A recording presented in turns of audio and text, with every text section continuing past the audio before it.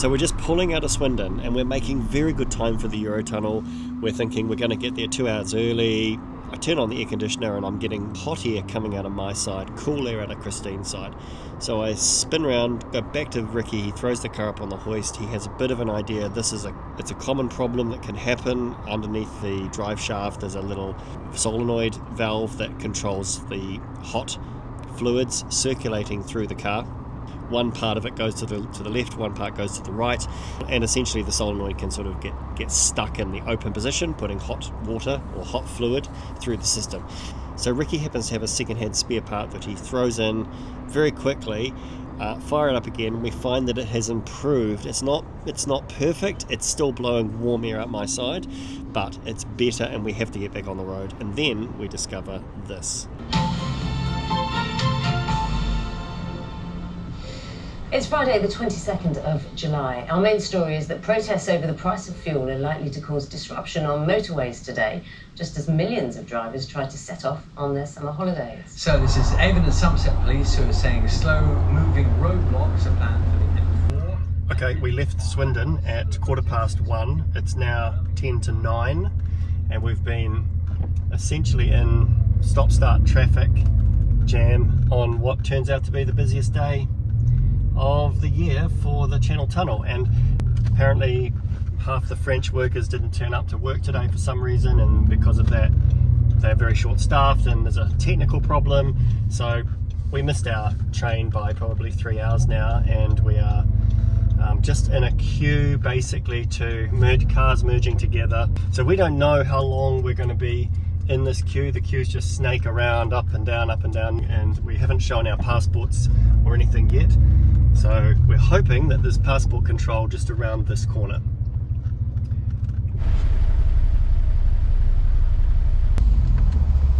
Hello. Hello. 2.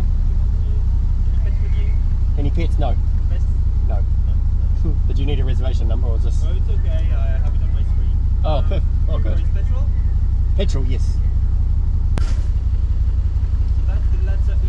It's your letter. Oh, okay. Awesome. And so what happens now? Do they go to boarding? They call a letter. Oh, thank you. Merci. Au revoir.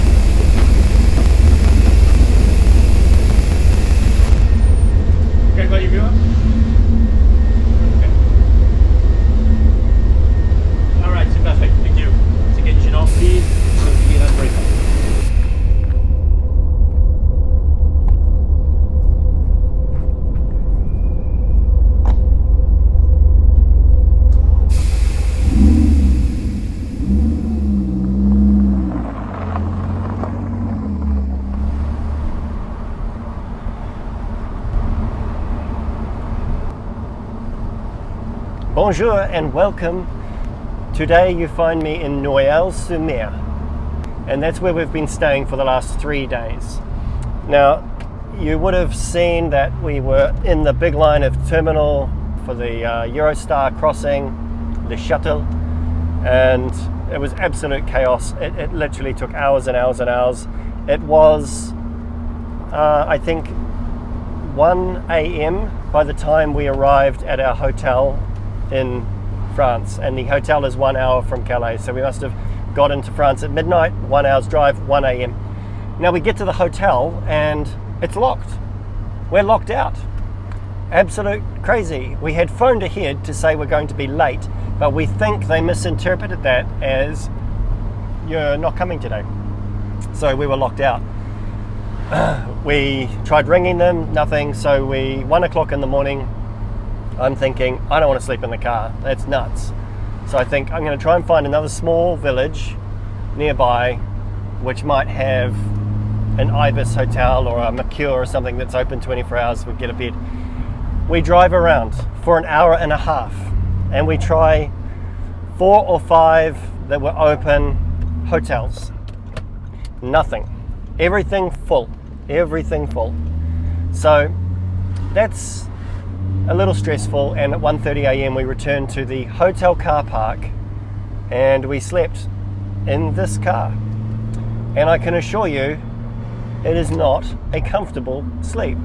It is kind of like a sleep standing up type situation, whereby I'm kind of sitting exactly like this because you can't recline this, and it's just like this. So yeah, anyway, that was not enjoyable, but it was memorable.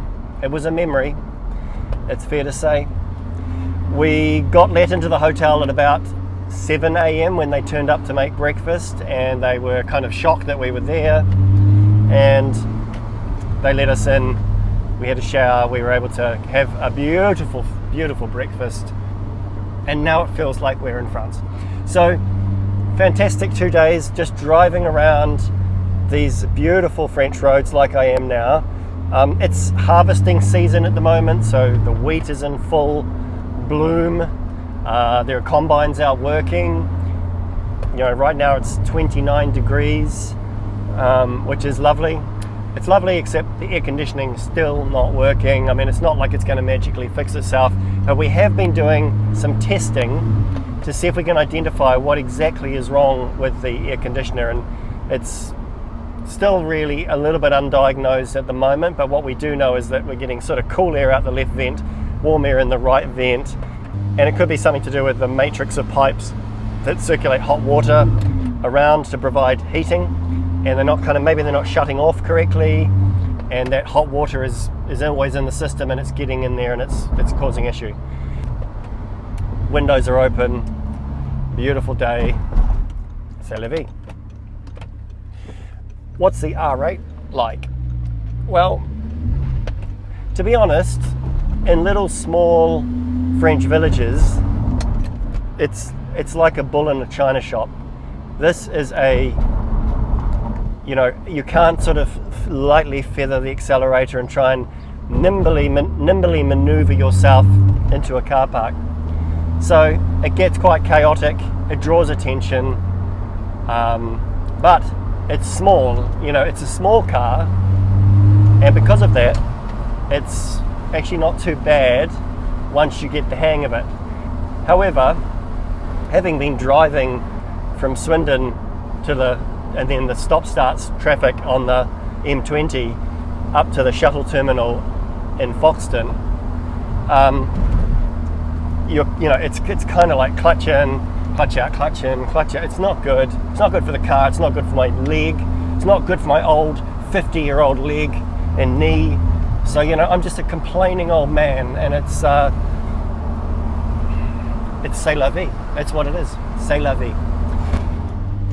Driving through these little roads, it's just magical. I mean, it's pretty cool. Turns out this particular one that I'm on right now, it's a one-way in this way. This morning I learned that. I wasn't paying attention just quietly.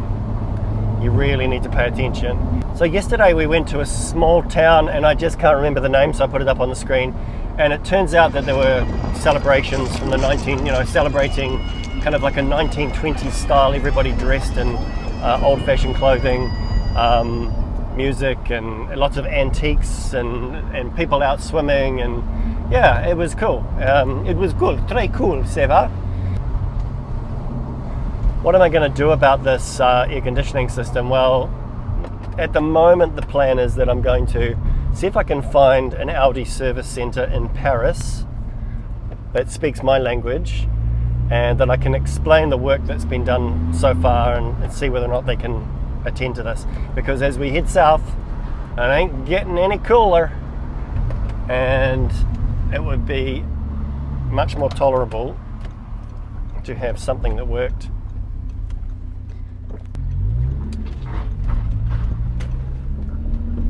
It's a Sunday today, so everybody's out and about on their bicycles, and it's just beautiful, beautiful warm day. I don't know how they can stay in that sun. I would normally have this top down, but this is too hot even for me. The clinkety clank of these gears is so cool. Let's give it the jandle, shall we? A little bit of jandle. Oh yeah, baby. That's what we're talking about. That's crazy. Yeah, the V10 is a mighty engine.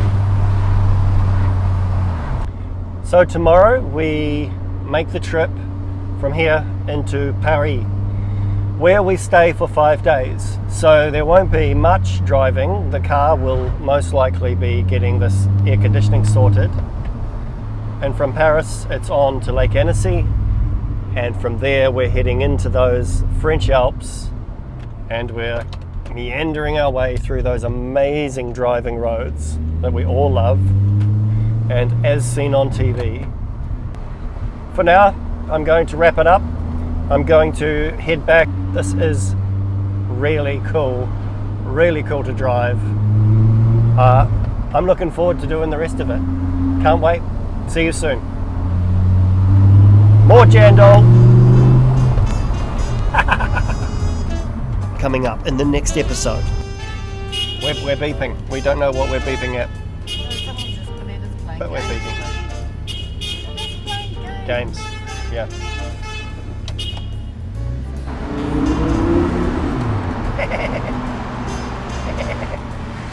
Now, it's been a fantastic week in Paris. Obviously, a couple of days of getting the car fixed has... Whoa, that was dodgy.